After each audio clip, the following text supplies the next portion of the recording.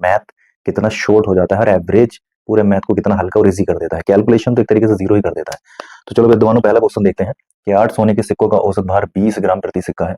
अगर हम देखते हैं तो पहले टाइप में अगर इस क्वेश्चन को देखा जाए तो ये क्वेश्चन भी 3 टाइप से होगा।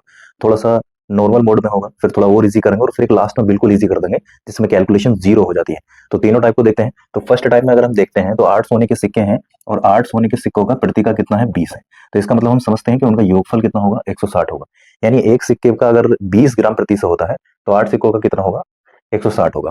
फिर चांदी के जो 12 सिक्के हैं, अगर चांदी के जो 12 सिक्के हैं और उनका अगर एवरेज देखा जाता है तो उनका 35 है। यानी जो चांदी के 12 सिक्के हैं तो प्रत्येक का एवरेज 35 होगा। तो यहां से कलेक्शन कितना होगा, इनकी मल्टीप्लाई कर लेते हैं। 12 पंजे 60 हो जाता है और 12 तिया 36 हो जाता है और 6 कितना हो जाता है 42।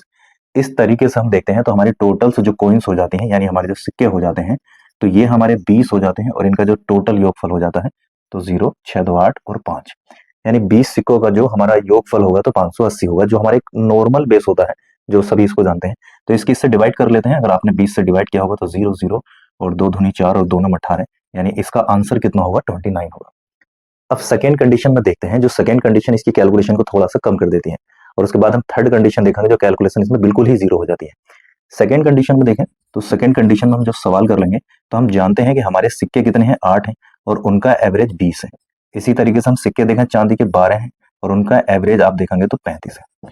तो इस कंडीशन में याद रखना ये जो है सिक्के हैं यानी सिक्कों का रेशो है और ये उनके एवरेज का है यानी ये औसत है। तो एवरेज जब पर सिक्का होता है यानी पर व्यक्ति होता है तो इसमें क्या कर सकते हैं, हम उनकी संख्या को थोड़ा सा छोटा कर सकते हैं जो कैलकुलेशन में इजी कर लेता है। हमेशा याद रखिएगा आप एवरेज को कम नहीं कर सकते, लेकिन हाँ हम इन जो सिक्के की संख्या को कम कर सकते हैं। यानी अगर इसको करा तो 4 दूनी 8 और 4 तिया 12, तो एक तरीके से रेशो का रूप ले लेते हैं जिसमें कैलकुलेशन थोड़ी हद तक कम हो जाती है। यानी यहाँ पर 2 हो जाते हैं और चांदी के 3 हो जाते हैं। इसके हिसाब से देखें तो 2 का एवरेज 20 होगा तो 20 दूनी 40, यहाँ देखें तो 3 होगा और 35 तिया 105। तो इस तरीके से जो टोटल क्वांटिटी हो जाती है तो 40 और 105 हो जाती है 145। वहीं जो संख्या थी हमारी तो 3 ये है 2 ये है तो टोटल कितनी हो जाती है 5। तो इस तरीके से थोड़ी सी कैलकुलेशन इजी हो जाती है। और इसमें अगर 5 से डिवाइड किया तो 5 दूनी 10 और 5 9 45, यानी इन सभी का एवरेज भी कितना होगा 29 होगा। अब विद्वानों थर्ड टाइप देखना जो इसको बहुत ईजी कर देता है और थोड़ा शॉर्ट कर देता है।